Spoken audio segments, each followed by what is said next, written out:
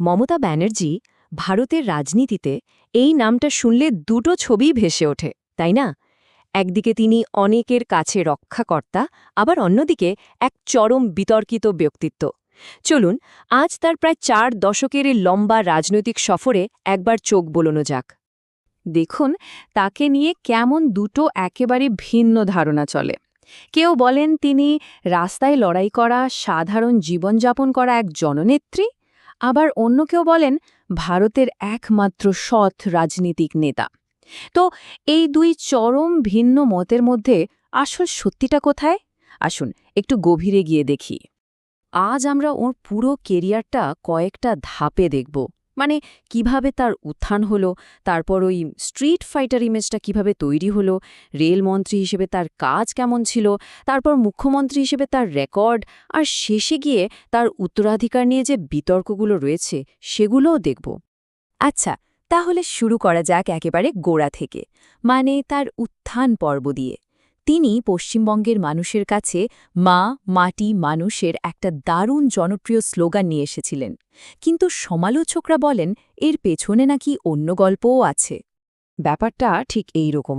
একদিকে তার সমর্থকেরা তাকে সাধারণ মানুষের মসিহা হিসেবে দেখেন, কিন্তু ঠিক তার উল্টো দিকে সমালোচকদের একটা বড় অংশের মত হল তার এই যে উত্থান, এর ভিত্তিটাই নাকি তৈরি হয়েছে প্রতারণা, প্রশাসনিক ব্যর্থতা আর এক ধরনের হিংসা রাজনীতির ওপর। এবার আসি তার ওই বিখ্যাত রাস্তার যোদ্ধা বা স্ট্রিট ফাইটার ইমেজের কথায়। তার রাজনৈতিক পরিচয়ের একদম কেন্দ্রে ছিল এই আক্রমণাত্মক মেজাজটা। কিন্তু জানেন, এই পরিচয়ের শুরুটাও কিন্তু বেশ বিতর্কিত ছিল। তার কেরিয়ারের একদম শুরুর দিকেই সততা নিয়ে একটা বড়সড় প্রশ্ন উঠে গিয়েছিল। অভিযোগটা ছিল তার শিক্ষাগত যোগ্যতা নিয়ে। বলা হয় তিনি নাকি এমন একটা বিশ্ববিদ্যালয় থেকে ডক্টরেট ডিগ্রির দাবি করেছিলেন যার বাস্তবে কোনো অস্তিত্বই ছিল না। ভাবা যায়? আর তার এই যে মাসেল পলিটিক্স বা বলা ভালো পেশি শক্তির রাজনীতি, সেটার উদাহরণ তো অনেক।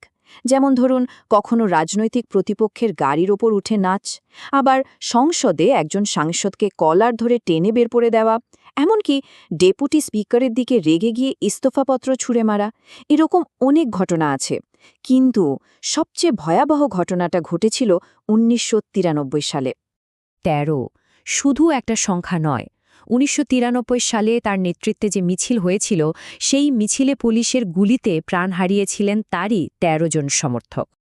এই মর্মান্তিক ঘটনাটাকে তিনি রাজনৈতিকভাবে কাজে লাগিয়েছিলেন ঠিকই, কিন্তু পরবর্তীকালে একটা বিচার বিভাগীয় তদন্ত হয়েছিল, আর সেই তদন্তের রিপোর্টে বলা হয়েছিল ওই দিনের ঘটনাটা ছিল সাংবিধানিক শৃঙ্খলার এক ভয়াবহ ব্যর্থতা।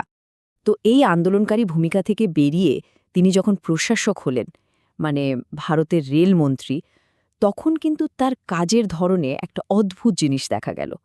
একদিকে জনপ্রিয় পলিসি, অন্যদিকে আর্থিক বাস্তবতা। একটা সংঘাত। ব্যাপারটা বেশ ইন্টারেস্টিং। একদিকে তিনি নিজের রাজ্যের ভোটারদের খুশি করতে একের পর এক নতুন ট্রেন চালু করছেন, নতুন নতুন স্কিম আনছেন, আর অন্যদিকে সমালোচকরা বলছেন তার এই সব জনপ্রিয় পদক্ষেপের ফলে ভারতীয় রেল নাকি বিপুল ঋণের বোঝায় ডুবে যাচ্ছিল। এই একই প্যাটার্ন কিন্তু আমরা পরেও দেখতে পাব। এরপর আসা যাক তার রাজনৈতিক জীবনের সবচেয়ে গুরুত্বপূর্ণ এবং একই সাথে সবচেয়ে বিতর্কিত অধ্যায়, মানে পশ্চিমবঙ্গের মুখ্যমন্ত্রী হিসেবে তার কার্যকালে। এই সময়টা কিন্তু লাগাতার দুর্নীতি আর অসাংবিধানিক নীতির অভিযোগে একেবারে জর্জরিত। কি কি অভিযোগ?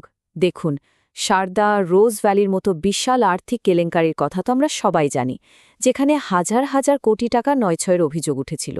শুধু তাই নয়, ইমামদের জন্য বিশেষ ভাতার মতো সিদ্ধান্ত, যা পরে আদালত অসাংবিধানিক বলে রায় দেয়, বা কোভিডের সময় তথ্য গোপনের মতো গুরুতর অভিযোগও তার সরকারের বিরুদ্ধে উঠেছে। ১,৮০,০০,০০০ টাকা, এই অঙ্কটা একটা বিতর্কের একেবারে কেন্দ্রে চলে আসে। অভিযোগ ওঠে সারদা কেলেঙ্কারির মূল অভিযুক্ত সুদীপ্ত সেন মমতা ব্যানার্জির একটি ছবির জন্য এই বিপুল অঙ্কের টাকা দিয়েছিলেন। সমালোচকরা বলেন এটা আসলে শিল্পকলা কেনাবেচার আড়ালে রাজনৈতিক চাঁদা তোলার একটা উপায় ছিল। আর সাম্প্রতিক বছরগুলোতে তো অভিযোগের তালিকাটা যেন আরও দীর্ঘ হয়েছে। এখন অভিযোগ শুধু দুর্নীতিতে সীমাবদ্ধ নেই, বরং অপরাধীদের সুরক্ষা দেওয়া থেকে শুরু করে পরিবারতন্ত্রের মতো বিষয়েও প্রশ্ন উঠছে। যেমন ধরুন সন্দেশখালির ঘটনা, যেখানে জমি দখল আর নারী নির্যাতনের মতো মারাত্মক অভিযোগ উঠেছিল, সেই সময়ে তার সরকারের ভূমিকা নিয়ে প্রশ্ন ওঠে।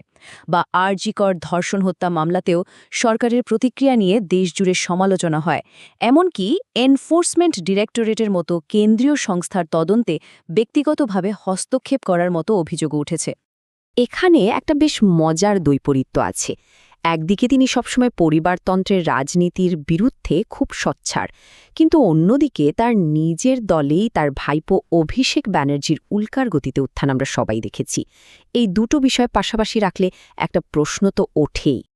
তবে রাজনীতির ময়দানে সবচেয়ে বড় ধাক্কাটা হয়তো প্রতিপক্ষের কাছ থেকে আসেনি, এসেছিল তার নিজের নির্বাচনী কেন্দ্র নন্দীগ্রাম থেকে। ২০২১ সালে নির্বাচনে তার দল বিপুল ভোটে জিতলেও তিনি নিজে কিন্তু নন্দীগ্রাম আসনে হেরে যান। এটা একটা বিরাট ব্যাপার ছিল। সমালোচকরা ঠিক এই পয়েন্টটাই তুলে ধরেন। তারা বলেন, এই ব্যক্তিগত হার আর তার সাথে গুন্ডারাজ বা স্বজন পোষণের যে অভিযোগগুলো ওঠে, সব মিলিয়ে এটাই প্রমাণ করে যে তার সেই মা মাটি মানুষের সঙ্গে সংযোগটা বোধহয় আগের মতো আর নেই, সেটা ক্রমশ দুর্বল হয়ে পড়ছে। তাহলে সব মিলিয়ে ছবিটা কি দাঁড়ালো? একজন নেত্রী, যাকে ঘিরে একদিকে রয়েছে চরম আনুগত্য, আবার অন্যদিকে তীব্র বিরোধিতা। প্রশ্নটা তাই থেকেই যায়, তিনি আসলে কে? জনগণের রক্ষাকর্তা নাকি একজন বিতর্কিত শাসক? এর উত্তর খোঁজার ভার হয়তো সময়ের ওপরই ছেড়ে দিতে হবে।